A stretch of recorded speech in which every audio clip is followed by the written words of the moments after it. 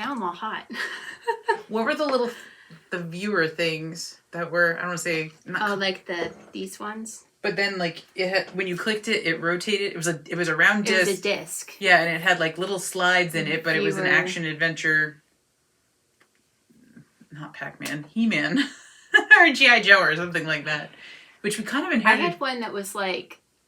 It was like Great Wonders of the World.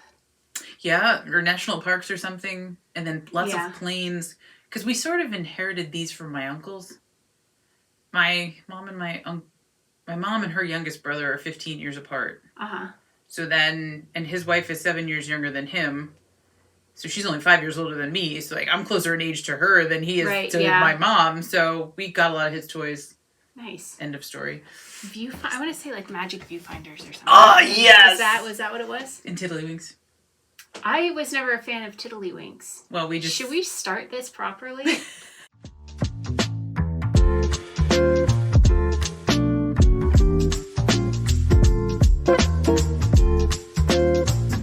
So, this is That Knitting Show with Anne and Erin. I'm Anne, this is Erin. Hello! And that's our second start, and we are starting a podcast together, a vidcast. You're getting a little wrinkled, so I'm just going to bust in right podcast. Here. Okay. Erin knit this, so it's up to her to style me. I hadn't thought of it this way. I had it turned around before. So. Oh, I always wear my shawls, like, back to front. Well, I was just... We're going to talk more about this shawl in a few minutes. Oh, look at how dramatically beautiful I am now. You're the same beautiful. The shawl just shows off a little more of itself now. Like, ball gown. Like, you wear a ball gown under it now. I could. Yeah. Dream come true. Here we are. Well. Little shawl and a ball gown. Actually, we should do that for an episode. Shawl and a ball gown. I better write that down. I love that. Write that down. Okay. Sorry. We're going to be way more focused on future episodes of this podcast, but this really is what we are like. We are not pretending anything for you right now. Why are we starting a podcast, Erin? Why not? It's usually a pretty good reason. However, I think there was more thought behind it, especially on your end, because you're Anne the planner. I am Anne the planner. I love planning things. I also have an audio podcast called I Thought I Knew How that has been going for a few years now. And how many episodes? I just did the 60th on Monday. Wow. Well, the Monday before. I don't know when we're going to put this up yet. We haven't talked about that. Well, I'll figure that out later. So I'm working on 61 right now. I've been doing it 3 years now? 2 years? I think so. How long have I known you? I don't even know that. A year. Really? And a half? No, we met before COVID. Oh, COVID. BC. I forget that. From now on. The time in between, like the COVID time has just compressed reality. So I think about like, I've known Erin for like a year and a half, but it's like a year and a half and then add the COVID 15 months or so in. So almost 3 years maybe? Ish. Yeah. Yeah. Because I remember listening to your podcast from the beginning so that I could get caught up after I met you. So it probably wasn't too far. Yeah, I think it was maybe a dozen episodes. Okay. So wherever that puts it in time and space. Maybe 2 years. Maybe 2 years. Yeah. Okay, yeah. Well, I have that trouble too in any of the like 0 years, like 05, 06. When I do the math backwards, I always seem to miss that decade. So younger than I look. So I wanted to start a video podcast because I have an audio podcast, and a lot of the time it's hard to talk about things for my listeners and not have that ability to show them something. Right. So for me, I would like this to sort of be an addendum to episodes. So I can actually show you the things I'm working on and talk about them a little differently. And then, Erin, you're from Morehouse Farm. Yes, right. I didn't even really formally introduce myself. I'm Erin, and I love all things wool. My family has 2 sheep farms in it, believe it or not, and I'm very lucky to get to play at Morehouse Farm. It's a long story, but I grew up working there, helping out, and that's what I do now for fun from my other job. So one of the things that those times taught me was we would do an open farm day because we know how excited people are to get to come to the farm and meet the sheep and actually squish some yarn. And you can't do that when you're far away. Yeah.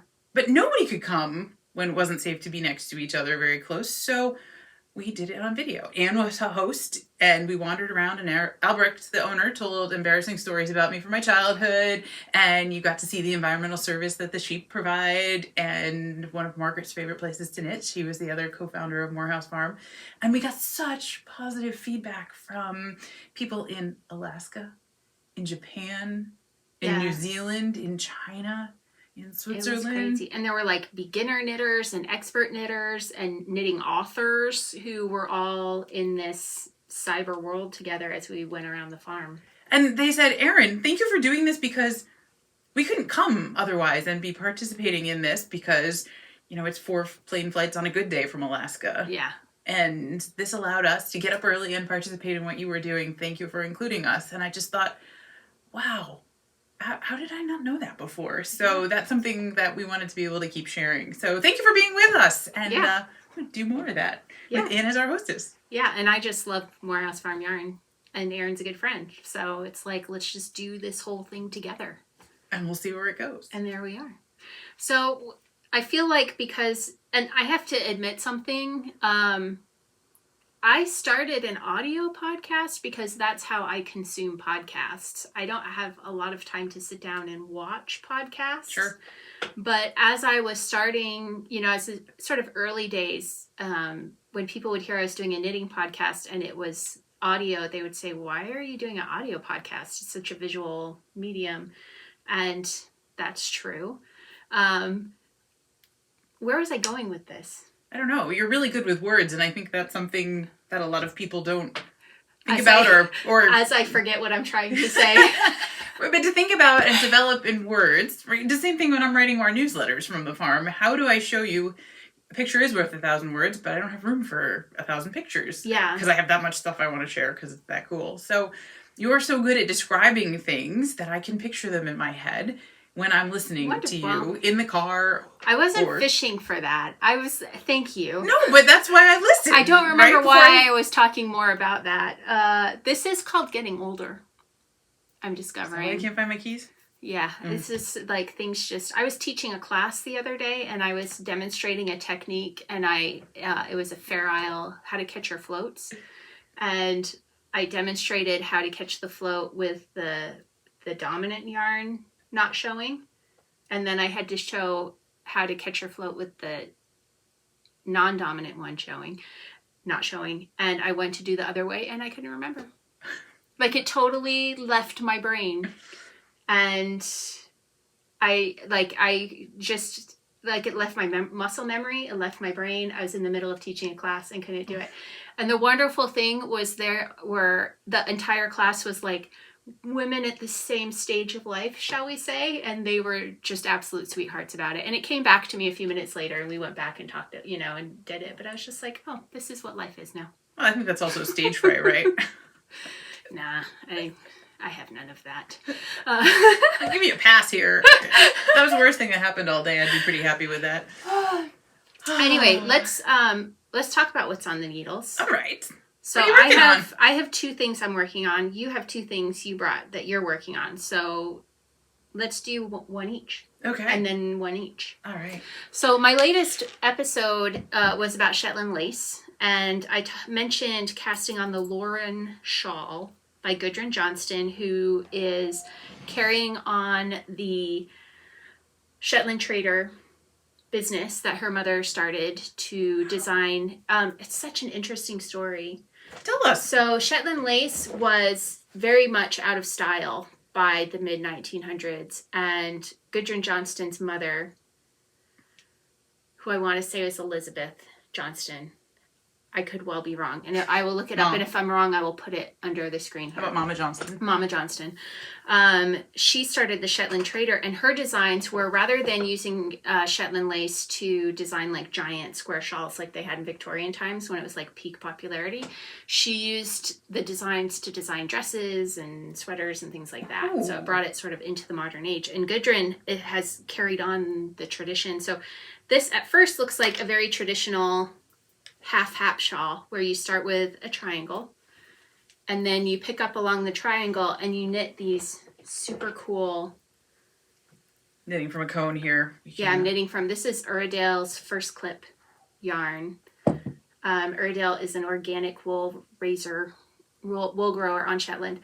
And you end up with these circles in the pattern like that. That's really cool. And I'm just getting into a portion now where I'll actually knit plain for a while. I'll have like a garter stitch section.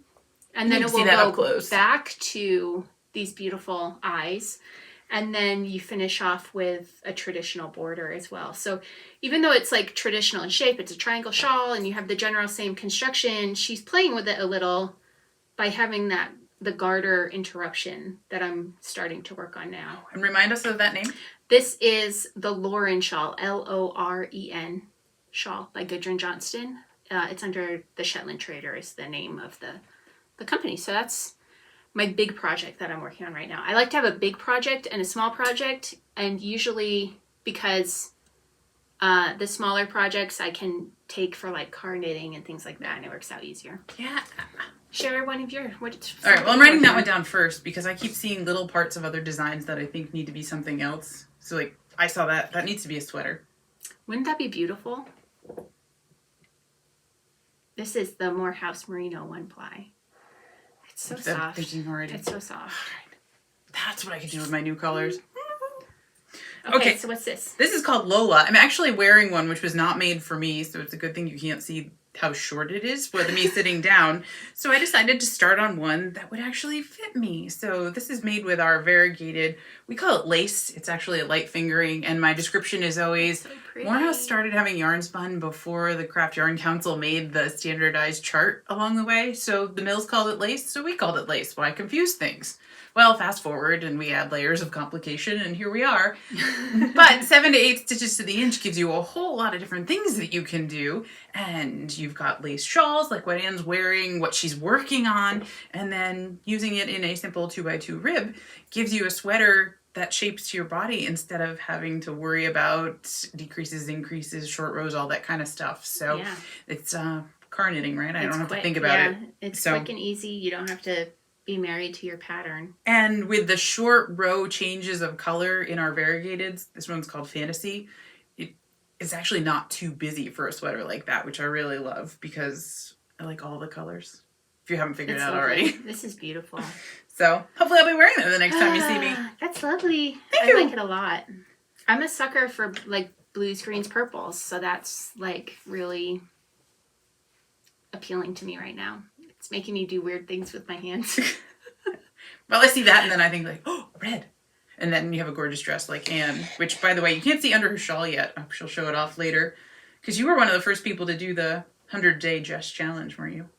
Oh, yeah. So this is a wool dress. Because it is literally 95 degrees here today. Yeah. We have the air off because it'll muck with the recording sound. Yeah. And all last summer, as we were filming things, Anne would show up in this gorgeous red dress and be cool as a cucumber when everyone else is sweating bullets. Yeah, it's a wool nylon blend, so it's like sock yarn. And the wool actually, as you are just starting to get sweaty, so they call it the vapor stage. So the sweat hasn't condensed on your body yet. The wool fibers will actually grab onto that vapor and transport it away from your body and then release it into the air. And if you remember anything about chemistry, physics class in high school, that act of transport and release takes a little bit of energy away with it, and so it ends up keeping you cool. I don't sweat. So I wore the same dress, and the one last year that I wore was actually the long sleeve version through summer in over 100-degree heat many days, and was fine. And here we are, not only in the warm room with our own hot air, but also under the lights to film this. Yeah. And perfectly comfortable. I love wool. Well, it's pretty awesome. Yeah. My other project that I have to share today is Morehouse Merino wool project. So this is the Targhiwin cowl. I think we decided Targhiwin. Targhiwin cowl? Let's see. That is technically in Arabic, and the designer Irene Waggener, who spent a lot of time in Morocco knitting with the shepherds in the High Atlas Mountains, put this together as leg warmers, actually. Yeah. So you're modifying that. Yeah, so I'm basically doing a giant short leg warmer that I will wear around my neck. Well, if the shawl becomes a sweater, why can't a leg warmer? The cool thing about it is Irene gives you the patterns and permission. And that's what I love about the book that she wrote, Keepers of the Sheep. It's full of permission to just own your knitting, you know? So you have, for the leg warmers, she gives you all of the different charts to do the different stitch, designs. And then it's basically like, and now cast on however many stitches you need. This is how many I needed. Make sure it's a multiple of whatever. And so wanting to do a cowl, I just cast on more stitches. That was the right multiple, and I'll knit until it's as long as I want, and I'll bind off.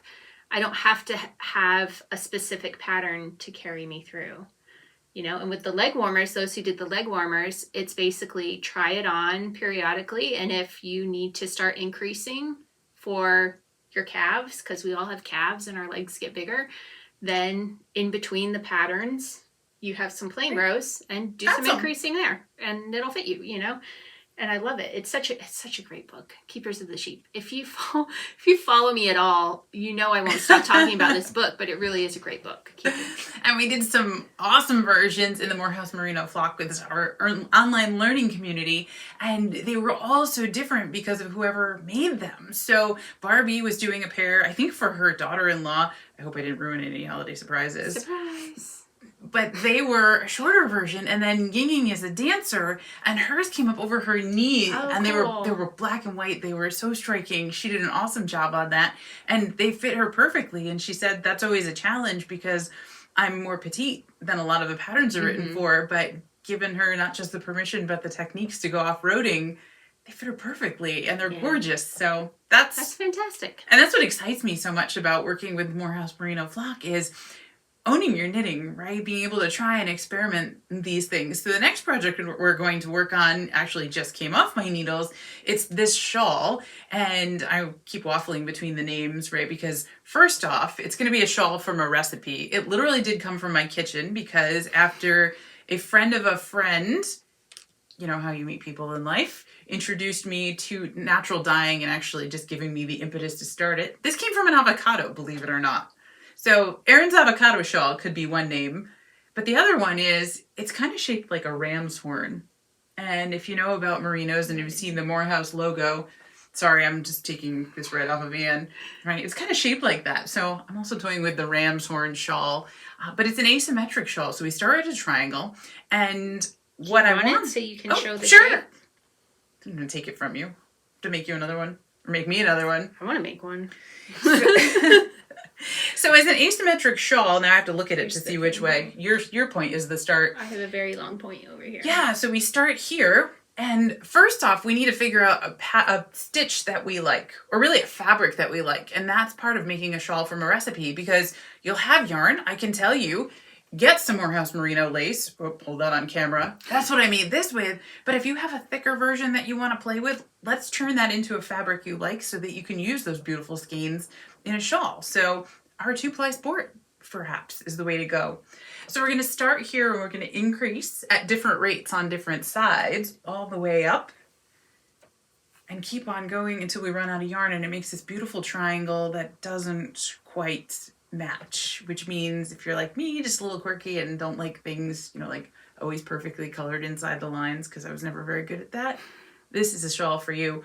Plus, I've got 3 different versions. I did one in moss stitch because I loved the texture. So I worked out all the, where do you put the knits and the purls with the increases along the way, because that was kind of mind bending. But you could do it in stockinette or garter too if you want. Just another thing of card knitting. And we teach you how to read that, so you don't have to mark it down on a paper every time you put it down. You'll know at the end of this when you pick it up where you left off, so you can just keep on going. Awesome. It's beautiful. And it's amazing to me what a difference this being in moss stitch made. Because, okay, first of all, so moss stitch, seed stitch, depending on what country you're in, they're the same stitch. It's knit, purl, and then on the way back you purl above the knits, knit above the purls. And sometimes there's a double, right? Yeah, sometimes there's a double where you do like 2 rows of knits, 2 rows of purls. Which one did you do? Is yours just knit over purl? No, I have to go look at it. Yes, so seed. So seed stitch, which in the UK I believe is called moss stitch. Okay, Yeah, so we call the 2 and 2 we call moss stitch. I don't know what they call it in the UK. Sorry. If you're watching from the UK, please tell us. And just so you know, we get around in a good way. Yes, more on that later. But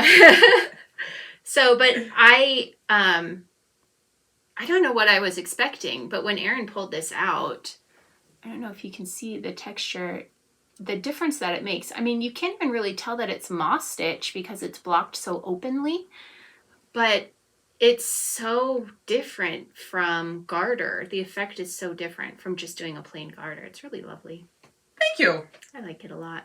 So we're going to play around with shawl shapes, and you can increase or decrease the rate at which that curl happens. We're going to talk about slipping stitches at the beginning and how tight or loose they need to be to make that curl happen the way you want it to. And then just look at this. I don't know if you can see this. The twist. The little twist. It's so cute. So I love it. That excites me. So that's what we're going to play with. And then we've got a lot more fun projects coming up in the flock this year. And every month we pick a different project to learn and practice new techniques. And we've got some pretty awesome instructors that come join us along the way. I teach some of the classes too. And every month we've got a self-paced course. So every day is laid out for you, little chunks, so you get things done along the way at your own pace. If you're knitting at 2 o'clock in the morning, wherever you are and no one else is awake, hop in there, have at it, make progress on your projects. And if you want to get an overview of the techniques, do it in person where you have a chance to ask questions right then and there, practice the technique, get the concepts down. We do a live virtual class too. We've got people on the other side of the world joining us, which is so cool. It really is. The only tricky thing is which time of day is best, because my 7 and your 7 works, but my 3 and your 3 might not. Right. And it really is so cool. I mean, that's really one of the silver linings that's come out of the lockdowns, is that so many knitting communities online have grown and so many teachers have started teaching online, that you really, like you said, you end up with these classes with people from, a quarter of the people are scattered around Europe and half the people are in the US, and then you have people from all over making up the rest. It's so fascinating and interesting and really wonderful to get to interact with people from so far away. It's great. So here's some more of that. Yeah, let's do more of that. So you said you dyed this with avocado. Was it skin or peels? It was both. Was it both? Well, it was skin peels, but then also I used the... Or sorry, the skin or the stone. Sorry, that's what I meant. And the other thing, I was trying to play around with the pH, and I think I added a little baking soda. Oh, it was much more orangey at the beginning, and then I looked at this, and I'm thinking like, that color is sort of my general palette. Mm-hmm. Anyway, it doesn't stand out very much. And my dad said, "Oh, that was your favorite color when you were little." My favorite crayon was called Burnt Sienna. And apparently it keeps coming back, so I must really like it. That's funny. But I was pretty excited about it. So then you actually have another yarn over here that you did. Oh, it looks even prettier. Oh, it looks against the purple here. Oh, and then up close. Really nice. Yeah. So I was playing around with this one. Anne, what would you call it? This one's tricky in real life because it's we were noticing this earlier. Like in certain lights it looks gray, and other lights it looks blue, and in other lights next to a brown. I don't know. Versus a gray. That makes makes it look more purple. See, it's the crazy Technicolor. Well, not really Technicolor, but Magicolor, I guess I would call it. Magicolor, complex color. I would call it grape soda stain. Oh, stain. But in a good way. That's the color that it makes me think of. Or like a grape popsicle. Oh, yes. Like that was here reminding me of a good time. You were really enjoying that grape popsicle. You didn't realize you got it on your favorite white shirt, white t-shirt, and your mom was like, "Oh, I'll try and get it out." And it went through the wash and it came out this color. You were talking with my mom. That's the color orange. that it that makes was me orange think of. usually. Do you want to tell them what you really used to dye it with? Well, I was making a salad. Eating popsicles and letting it drip on the yarn. All the colors. I had to take them out of the car when I got home from the grocery store. That's what we got. Now I was experimenting with some other things in my kitchen. So I was figure, hey, got a broken skein. Why not throw it in there and see what happens? I made a salad and I had some of leftover parts of a red cabbage. And I thought, well, why not? That's a really pretty color. Let's see what happens. And I boiled down those pieces that I chopped up, the leftovers that the hard stuff that I didn't really want to eat. And if I put a whole cabbage in there, I'm learning it could be a lot more intense color. But so far, so good. After mordanting, so that's a whole other experiment, and which is to get the colors to set, by the way. And so that was boiled. Love that. Simmer, really. Bring it to a boil, let it simmer for, I think that was 2 hours, and then sit in the dye pot overnight just to see what would happen. And that was... greeting me at breakfast this morning. So that's beautiful. I'm kind of excited about it, and that would be enough to make another one of these Ram's Orange shawl. Yeah. So one of the things we wanted to do, really just one hank? Yeah. So that's 440 yards, believe it or not. That's awesome. And as you can see on a pretty big needle, that's an 8. It stretches. So there you go. Easy project. So one of the things we wanted to do in our video podcast is to bring in a few different Morehouse Merino colors in each episode, because there are a bajillion Morehouse Merino colors. Those of you who like to do color work, Morehouse Merino probably has the different shade combinations that you need. 117? 18, 19. Yeah, 18, I think. 118? I think that's what we wrote down last time. And then you find another one. So I like to ask Erin what the names are because she knows them all. Most of the time. By sight, no pressure or anything.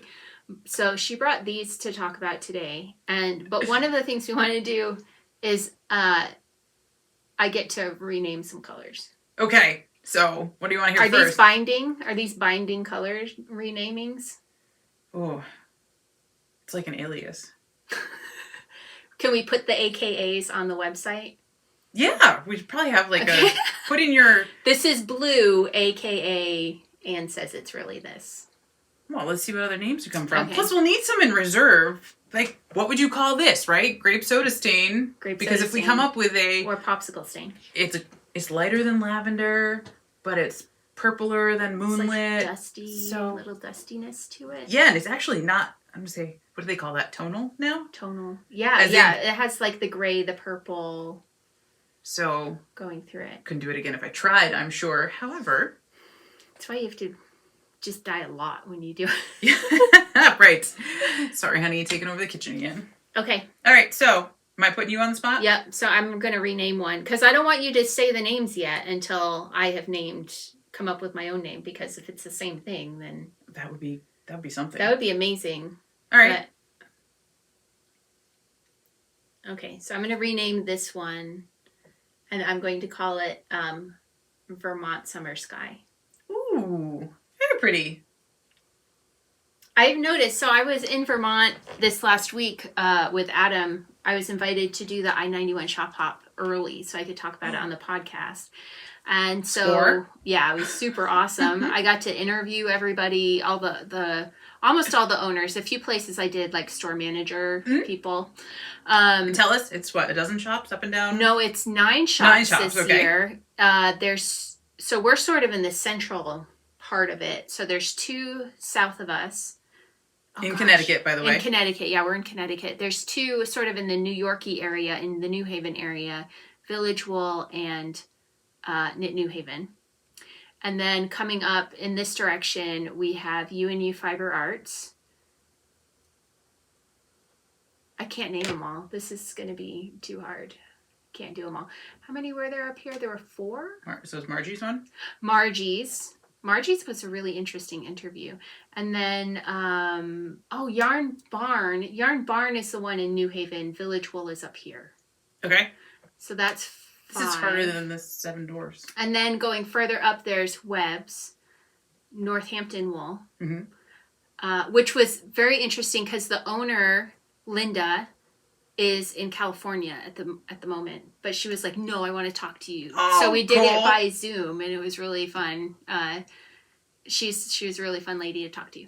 And then up in the Brattleboro, Putney area, there is Hand Knits in Brattleboro, and there is Green Mountain Spinnery. which I got a full mill tour. Awesome. So Always good. they actually I felt so honored and so bad because they shut all the machinery down so we could do the mill tour because I couldn't record otherwise. It was too loud. And so we were like as quick as possible. I'm like, I'm so sorry. But yeah, but they gave me like a full rundown of all the machinery and the processes and everything. Amazing? They're so kind. It was amazing. But as we were driving back from that, so that's where we ended, was at Green Mountain Spinnery.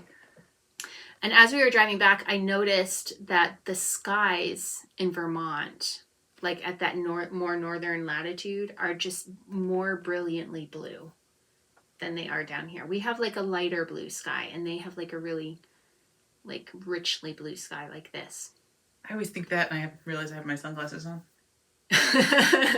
You're like, oh, I do that all the time in the fall with the autumn colors. I'm right. It's amazing. And then I take my sunglasses off and I'm like, oh, it's still cool, but I mean, it looked amazing with my sunglasses on. Filters. All right, so Vermont Summer Sky. So this one, Vermont Summer Sky. What's its actual name? That is Wedgwood. I like mine better. Yeah, I think so too. It's Wedgwood. You're reminding me of Phoebe on the Friends reunion. Sounds better when I sing it by myself. So Wedgwood, like Wedgwood China, like the blue and the Wedgwood China. That makes sense. I'm like, what tree is this? Okay, sorry. Anyway, okay. So Wedgwood, that makes sense. Okay. Also, I'll accept that. Okay. This one. Are you quizzing me or are you reading? Yeah, no, I'm not. I'm only doing one a week. Okay, that was really tricky. Is this one sky? Soft blue. Oh. Okay. Is this hard blue? Blue bird. Blue bird. That works. We get a lot of bluebirds in our backyard. That one's sky. This one's sky. Yeah. I would say this one. Who's sky? Not Vermont. I mean, this is clearly a Vermont sky. This one is a Connecticut sky. That's a really nice gradient right there. I like that, yeah. Well, hold on. I put it in the wrong order. Okay. How's that for a gradient something? Very nice. This would look fantastic for the Alaska hat that people do with the black trees. Oh, yeah, and the moose. Is there a moose? Oh, is there I've seen a a version of the moose. I don't know if I've seen Anyway, yes. I've seen the with sky? the black trees. Yeah. Oh, all right. I'll write that one down, too. I can't remember them all anymore. That would be awesome. Someone do that for me so I don't have to. I have so many projects I have to work on. So I'm glad you brought these because I love the Morehouse blues and you have so many. But that makes me want to ask you, what do you knit for fun? Like, do you get to knit for fun? I mean, so that's an interesting question. Okay, that's like me saying, do you love me, Anne, because you couldn't answer yes. That worries me for you. Sorry. So here's a peek behind the curtain for everybody. So as a knitting influencer, no, this is not with quotes anymore. It's still a knitting influencer. My kids are like, my mom's an influencer. Like they totally harass me for it, and they should because it's a made up job. And they've heard it enough, so they believe it now. So you got your kids convinced. I don't know. So I have different ways that I decide to do different projects.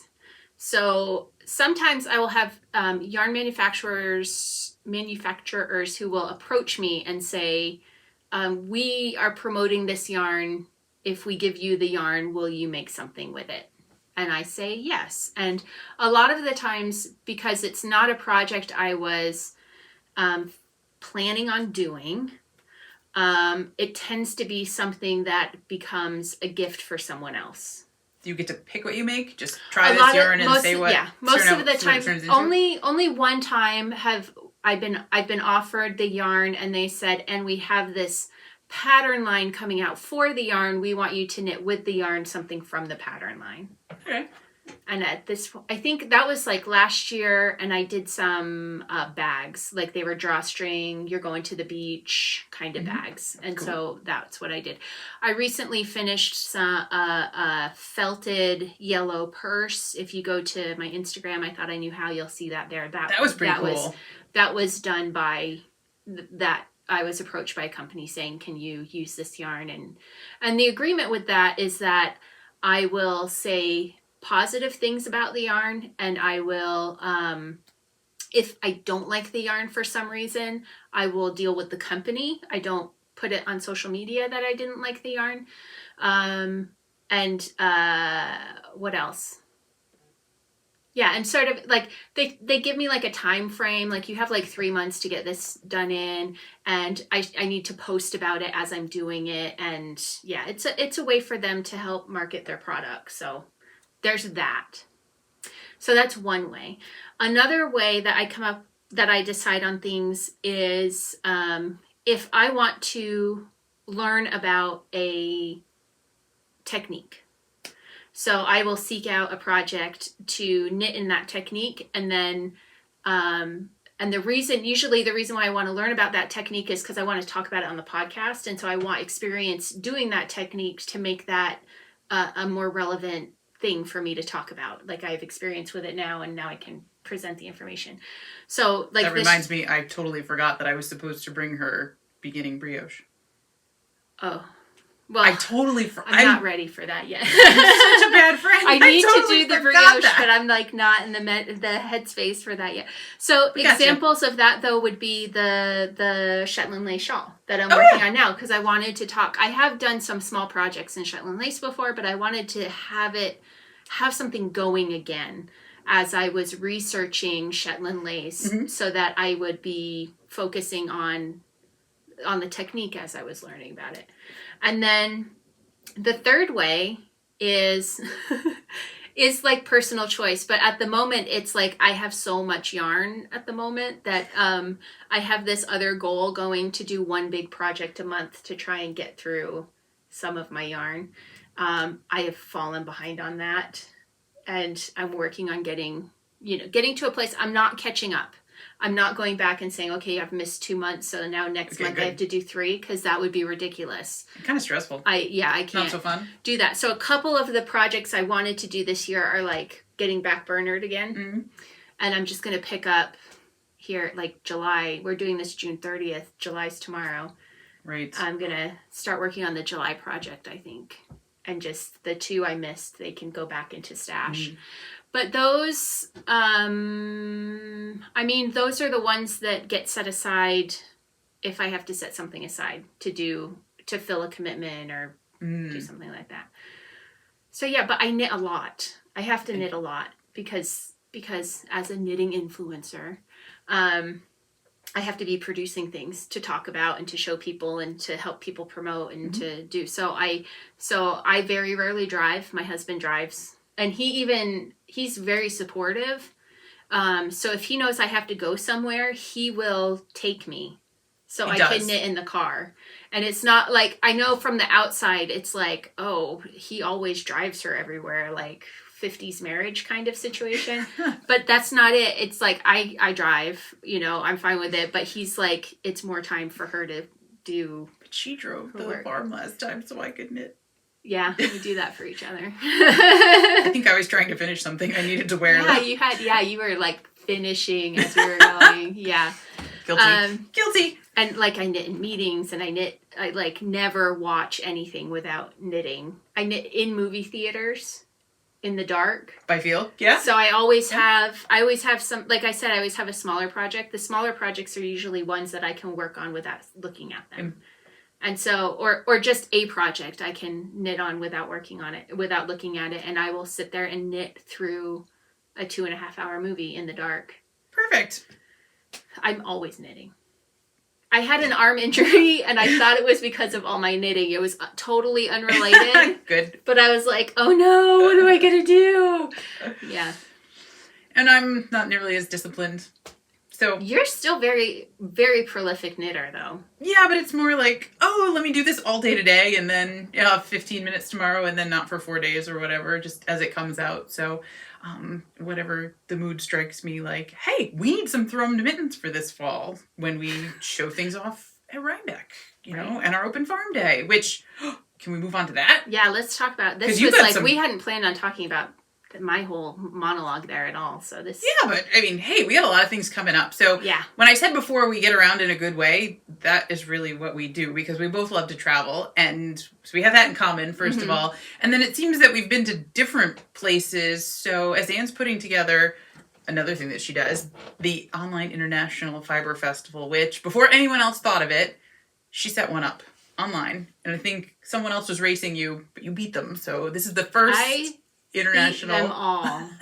The first international online. This is something yarn festival. I am not humble about at all. I beat every online festival. She's a planner. I did it in 11 days, and 4 of those days were after the start of the festival. It took me 4 days into into an 8-day festival to finish everything. Yeah. But it's awesome. So you get a class in the morning, and then you have some cultural event in the afternoon, and you also have meals that are local to the country, because Anne goes through and even makes you a shopping list, so you don't have to think about this, that here's the 8 countries we're going to visit, here's what you might eat in all of them, and oh, by the way, here you go, off to the grocery store, you don't have to think about it. So that's pretty cool. 8 days of planned dinners. I mean, that is a gift to busy people everywhere. And then in the evening, there's a cultural event. There's a performance of some sort from a performer or something in that. And next one country. Is, because we're marking our calendars, talking long term. It'll start the last weekend of April and go into May. Okay, cool. I don't remember the exact dates, but it's like April. Of course, she has them already set down. Or something. Yeah, well, I got to plan my life.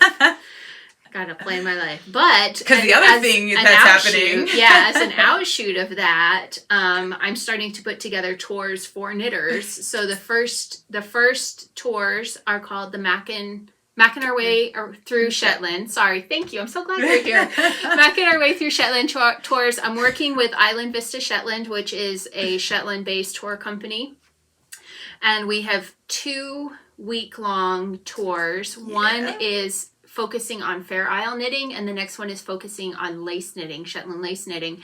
And we have designed it so that the itineraries for each week have almost no overlap between them.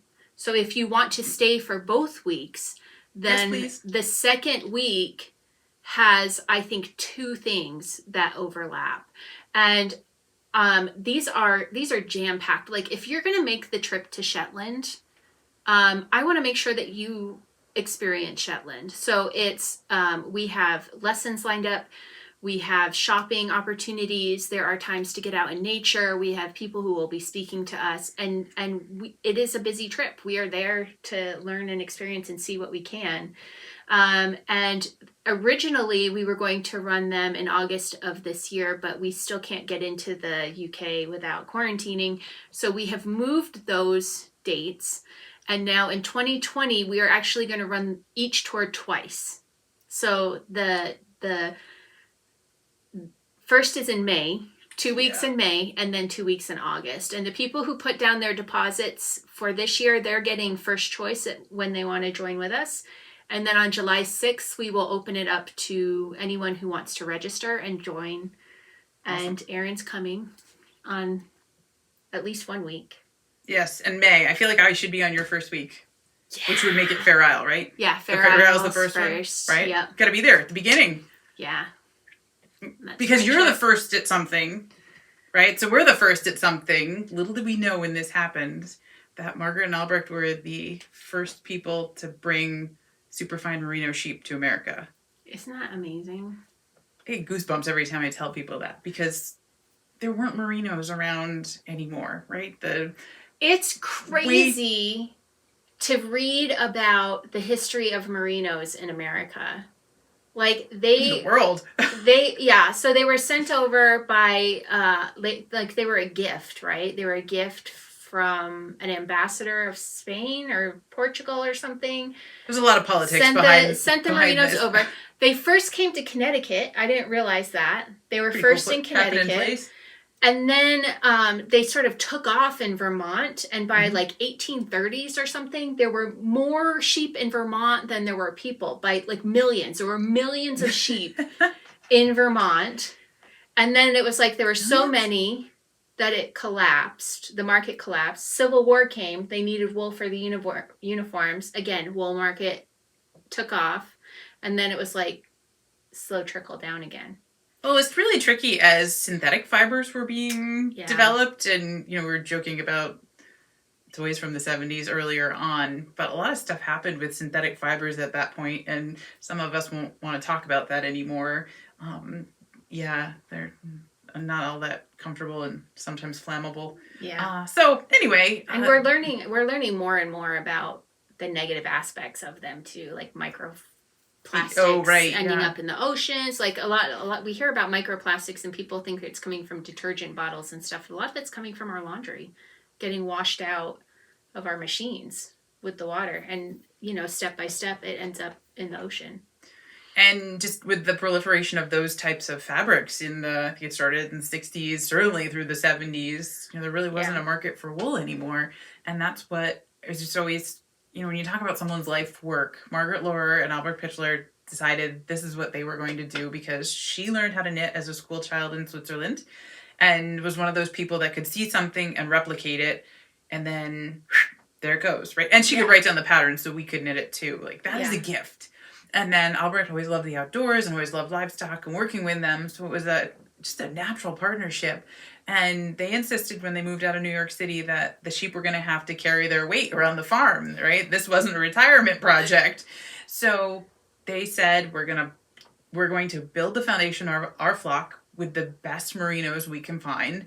And then we're going to continually improve it. And because there were still merinos in America at that point. But in a large part, they really are like a dual purpose breed, really, or they were being treated as one at that point. So people were interested in the meat more than raising it for the fineness of the wool that we love so much. And at that time too, that would have been the early 80s. There really wasn't a market for the fine wool, at least not at a premium. So if it's going to cost you the same amount to raise sheep, what product are you going to be able to pay the bills and pay the mortgage on? Right. And it wasn't wool at the time. But knowing how wonderful merino wool is, that's what they set off to do, is share that with everyone else. And along the way, they decided, we need to keep doing even better. So in 1987, they imported the first 2 super fine merino rams from Australia to the US. And that made Morehouse the first super fine merino sheep farm in America, which is mind-blowing. Yeah. Like to think that someone's the first at something and I know amazing. them. Yeah. All 3 of them. And that you're part of it now, not just that you know them, you grew up around them and learning from them, and now you're part of it. Now you're pretty cool. Carrying it on. That's awesome. Pretty cool. So we want to share that with you because one of the things that we are going to do when it's safe to get together, and fingers crossed, knock wood, whatever you need to do, October 15th, that's the Friday before that Rhinebeck Sheep and Wool Festival. Just only 15 minutes for the farm. Which, before we progress, make sure you have bought tickets for, because the word on the street is that they are not selling tickets at the event. You need to buy them ahead of time for the day. Of Rhinebeck. The day that you want to go. The day of Rhinebeck that you want to go. And you need to have that ahead of time. Don't plan on buying your tickets because they are limiting the number of people. Right. And we don't know what the fall is going to bring, so that allows the vendors to be spaced out. That allows everyone who visits the fairgrounds to be able to be spaced out and still undercover, because New York weather in October can be anything. Yeah. And it could be gorgeous and it could be a downpour. So and if it's 40 when it's downpouring, you'll be happy we're inside. Right. Even with all the wool around. So, but the day before. Yes. The day before Rhinebeck. So the 15th, that's a Friday, we are going to open up the farm to visitors. Yeah. We have Anne helping as a hostess because we are going to challenge the world record for the most people knitting in the company of sheep. Bobby and Anne, we're coming for that record. For you. Then we're going to have Albrecht giving a talk about how Morehouse Farm got its start. I'm really excited that he said yes about that. My parents, Farmer Pete and Mrs. Eppie, are going to be there. They're going to show off their wool blankets, and if you need one, you can pick that up too. And that's a great story too. Yeah. We should talk. We'll talk about that another day. Okay. The Connecticut wool blankets, but that's definitely something we should talk about. All right, road trip. And totally lost my train of thought. Well, yarn. Things that we're doing. Yeah. The shop will be open, so you can. Plenty of yarn. Normally, you cannot shop at Morehouse Farm anymore, but the shop will be open for people to come through and do shopping. Yeah. So, if you were familiar with the history of Morehouse, there was a little shop in the living room. back when I was really young. And then that graduated out to the barn, and then that graduated to a farm or a shop off of the farm in town. And then when Margaret got sick, it was just too much to keep that going. And that's when the transition to selling online through our website happened. And it was a really good match because it was what we were able to do and do a good job with. And I know everybody misses being able to touch yarn. I totally get that. So that's where, as I'm trying to respect everybody's privacy who lives at the farm, and at the same time offer the opportunity to come, this is the way we got everybody on board with it. So help us with that. And the thing that I'm most excited about is every year we make a different sweater for Rhinebeck. And that's a thing that a lot of us like to do to show off what we've been working on all year. And this is this year's Rhinebeck sweater. This is called the Atlantis tunic. It is knit in Morehouse's 2-ply sport, and it's an elongated stitch design. So it's super stretchy without being shapeless. It's really forgiving though. So if you're knitting it in the dark in a movie theater, it's gonna come out perfect. And it's in a wide range of sizes. I think a 34 bust up to a 66. So whatever size you want to make, however much ease you want. The picture's on the website. I'm wearing it and I don't have any ease. It looks like there's plenty of room though because it is such a stretchy fabric. It has a nice like a bow neck. Yep. These are 3/4 sleeves, but because you add them on and keep on knitting down, you can do as much as you want. And we're going to do a group picture also of our Rhinebeck sweaters at Morehouse Farm. And that way we'll have plenty of room to spread out in the field. I have this like picture in my head of like Sound of Music in the field. Yes. And we need someone with like a drone instead of a really tall ladder or something. Yeah. And then we don't have to worry about the craziness at Sheep and Wool Festival because usually you meet up on the hill and there's like 4 other things going on at the same time. So which one am I supposed to be part of? Right. So. Well, and that'll free your day up to go be part of those other things. Right. Perfect. Come be at the farm first, and then go to Rhinebeck and be involved in all the other stuff. Amazing scheduler right there. So I'm really looking forward to these tours back to Shetland. One, because there's some super exciting stuff happening, and I hope to meet some friends in person that I've only ever met virtually. And I don't have to think about where I'm going or where my food is gonna be served or what time. Oh gosh, the food is so good in Shetland. And I think one meal I have to think about on my own. 1 dinner and 1 lunch. Everything else is covered. Like sit back, relax. At really good restaurants. Like it's surprising, but it's not surprising because it is so remote of an island that they do draw a lot from locally grown and caught, captured, raised things. So the food's so fresh, and they attract really good cooks, chefs to the restaurants, and it's really good. So on one hand, I feel like I get to sit back and relax, but I just better buckle my seatbelt. Yeah, well, that's gonna happen. An elastic waistband. Always. Yeah, pack nice elastic waistband clothing or like a dress. Knitting is stretching. Perfect. Yes.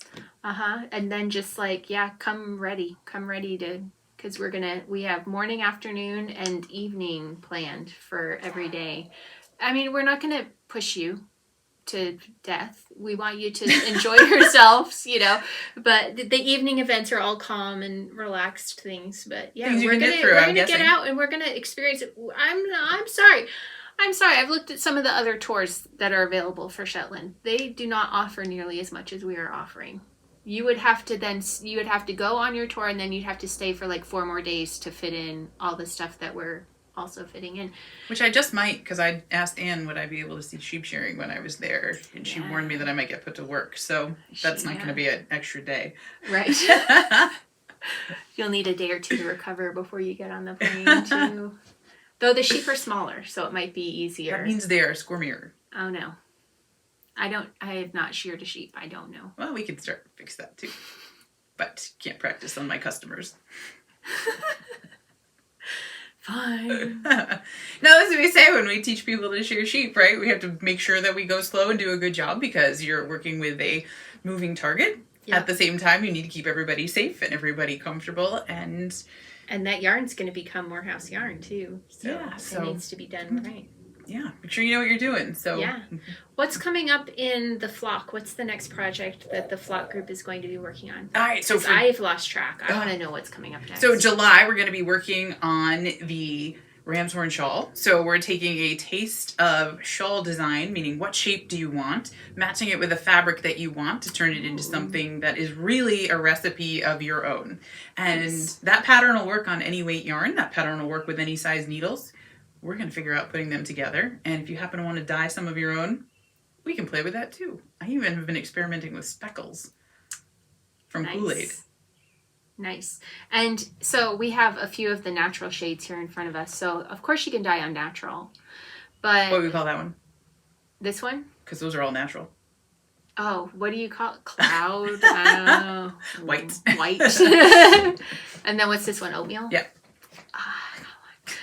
But you could also dye on an oatmeal. And Yes. the fun thing about dyeing on an oatmeal or a Silver heather? silver heather is that it adds the tonality that so you end up with lighter sections and darker sections, and you get like a really cool richness added to it. It's called over dyeing, which I always thought was like, oh, we dye, like, because you would see people say like, these hanks are on sale, they're over dyed, and I always thought that meant they dyed them too much. Yeah, like overdone or burned or something. Yeah, but No, really not the it case. meant that it was dyed on wool that's already had some colors to it, some shade to it from the natural animals. So I love over dyed yarn. I love tonal yarns. I love like differences in shades. I think it's fun. So we got that working. You had a specific request to learn brioche, so that's what we're going to do. And as everyone's Yes. headed back to work, I think you need a pencil holder on your desk Isn't that cute? that you knit. So I signed up for a class in advanced brioche techniques this fall, and I haven't done any brioche. We got you back. So I will be knitting these to learn brioche before I go take part in that. And then my brother-in-law's girlfriend said, I love that as a knitting basket. Can you make it bigger? So That's genius. So yes, Heather, yes. Oh my I gosh. will work that out. This would work as a pet bed. Oh, yes, it would. If you did it like big, and then you could sew a cushion. You totally could. Okay, wait, Because- I must write this down also. I wonder if my dog would use it. I wonder if he Well, would. let's find out. He's a lap dog, so but maybe sometimes he will. Anyway, we can talk about that later. We'll That's going to take some Well, experimenting. how about this? If it's pet approved, that goes a long way. So, all right. All right. We've got our willing consumers right there. That's that'll be a lot of brioche practice for me too. Perfect. And the coolest thing about this, because Morehouse Farm yarn is natural, non-superwash, so it will felt when you want it to. And we'll even show you what you need to do to felt in a front load washer, because that's all I got now. So I think a lot of people have front loaders now. And so what are the few tips and tricks you could do for that? So I would love that. I did the sweater bag I did that I mentioned before was felted, and I didn't know what to. I just kept sending it through. But there were areas that didn't get as well felted, so I had to do that. But I don't know if that's normal or not, or if there's things I could be doing better. Well, some of the tricks are knowing, okay, what is your machine actually capable of? Because all the energy conservation measures that have been put in place make it not work as one might expect, because the water's not as hot as you might think. Because it doesn't need to be, because that's the way everything's been engineered. So, Right. So yeah, how do we line that up? So we'll be doing some brioche. We've got some mosaic with a really cool hat that I love mosaic. Carrata Lark invented a while back. That one's really cool. Is that August? Um, Wait, what's July? July is this, plus all summer we're going to be working on the Rhinebeck sweater. So if you're worried That's about going on. biting off more than you can chew with a sweater, don't be. We're going to have that going on. Is brioche August? We're going to be doing probably mosaic at that point. Okay. I'm still pinning down who's going to teach what. And then we're going to have Nice. brioche coming up. We're also going to have some fabulous thrummed mittens. You have is some of them here. Super cool. Not just some Morehouse original designs, but Lean Dreisen came up with a pair too, so we're experimenting with that in Morehouse yarn. And if you've never done thrumming before, it's adding these little white, what look like baubles, are actually little bits of fleece How cute is that? that make it super soft, puffy, and as they start to felt together, an extra warm mitten. So That's awesome. that's another one going on. What else were we going to try? We were going to try entrelac. Oh, I haven't done entrelac in a long time. It's starting to come back as a thing. I've been noticing more and more users designing interlock. Yeah, so we're going to have that going on, and... This is the Morehouse. Well, that's about all I can remember at the moment, but that'll get us at least into the cold weather, and also scheming. See, Anne is a planner, as you have heard before, so if we can execute on her plan, we might actually be able to have a class or two at Open Farm Day, so that would be sweet. I come up with a lot of plans for Erin to do, so... So stay tuned. We'll see. I gotta help out. So what do people need to do? They need to go to your website to learn more about these tours because there's only, 7 or 8 spots on them? Yes, that's part of the reason why we're hoping to be able to be so quick on our feet is that we are limiting the tours to a total of 8 people. That counts me. So 7 other people on the tour. So that when we go to a museum, we're not waiting for everybody to make their way through and then be in the gift shop. And then 30 people have to go through the cashier at the gift shop, Bathrooms. We are in and out. We're there. We're getting stuff done and seeing things. So these are small group tours, 8 people. Go to ithoughtiknewhow.com/Shetland. And that will get you to the landing page about the tours. Awesome. If you would like to subscribe to my audio podcast, it's called I Thought I Knew How. And you just open any podcast app that you have and search for I Thought I Knew How. And then from there, you can either subscribe or follow, depending on what that app says. It's also on Audible US and here on YouTube. Fancy. And Spotify. And all of those sorts of... Do the subscribe thing, because then it lets you know when she puts a new episode out. Yeah, it'll automatically... If you have the settings right, it'll automatically download it, and it'll be there waiting for you. Perfect. If you really are just that is beyond me, I don't know how to do any of that, you can go to ithoughtiknewhow.com every 2 weeks or so, is when I release episodes, and the episode's also there. That's too much work. Subscribe. Just subscribe. It's so much easier to let it do the work. It's Instagram, Facebook... Twitter, MeWe, also there. I Thought I Knew How, all those places. So you can also follow there and get notifications. Awesome. Yeah. What about for your stuff? Well, if you'd like to come join us in the Morehouse Merino flock, find the Morehouse Merino flock. You can also get there right from morehousefarm.com, which is the main website where you can find all of the fabulous yarn and projects already packed up in a kit, so you don't have to wonder about how much yarn do you need or what size needles. We'll put them all together for you so you have exactly what you need. And then in the flock, like I said, each month we're doing a different project to learn and practice new techniques in an amazing community of supportive knitters. So if you've never tried a technique before, don't feel like you got to go learn how to do it before you come take a class with us. That's what the classes are for. Right. I've heard that. Was it you I was talking to about that? Where people tell their teachers, oh, I can't, I wouldn't take that class because I don't know how to do it. But that's what the class is for. That's what I'm here for. We don't do that. To teach you. I don't have a job, right? So, right, yeah. Yeah, so come on over. We've got lots of awesome projects. And by the way, a lot of them come from the requests of the group of, hey, this is what we want to learn next. So we just did the Cancun lace top, which looks awesome. So cute. In lace yarn and also a sport weight or a DK. So whatever you want to do. And that's what we talk about. How do you interchange yarns if you want to do that on a different kind of project? And I love seeing everybody wear what they've made proudly. These things turn out. Yeah. And then you can wear them because we've gone through the beginning parts of it. So if you ever worry about that kind of stuff, how do I get to the sweater? Someone said to me, I tried it and I didn't get gauge, so I decided I didn't like the stitch, and then I moved on. And I thought, what's really going on here? Yeah. Right? Crummy day at work. Don't put everything in a bad perspective. So yeah. Let's try this again, and we'll show you how to figure out what is this going to do on your needles so that you can make the adjustments you need to get the sweater that fits you. Yeah. And you'll want to wear over and over again. That's the great thing about the flock is that you're there to help get people over the road bumps. The community itself is very supportive and will often help people get over the road bumps. And it is, because it is a dedicated community, it's its own space. Yes. It's not a Facebook group. It's not an Instagram follow thing. It's its own space on the internet. So there's not the politics and the grumpy whatever stuff. And it's organized. Oh my goodness. And it's organized for you so you can find everything. You're not having to scroll and scroll.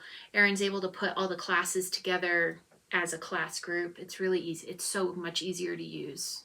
Yeah. So come join us. Experiment, pick your project, join on for the next one, sit one out as the spirit moves you, and make suggestions so that we can keep coming up with some pretty awesome projects. Yeah. So we can wear them all to Shetland. And to Rhinebeck. Because if I just like fill up a backpack with clothes and have an empty suitcase. So maybe next time we talk about how I pack when I go to Shetland. Perfect. One wool dress. I think that would be very helpful for people, just for wool travel in general. Absolutely. All right. Yeah, we'll do that next time. So we're planning on doing this like once a month. Ish. So I know it was kind of long because it's me and Erin together. This is what happens. We tell our husbands like, oh, I'm going to see Erin. And they're like, okay, see you tomorrow. You never know what's going to happen. Yeah. So, but we should be back in about a month's time. Subscribe to that Knitting Show channel on YouTube so that you get notified when it comes, and we will see you next time.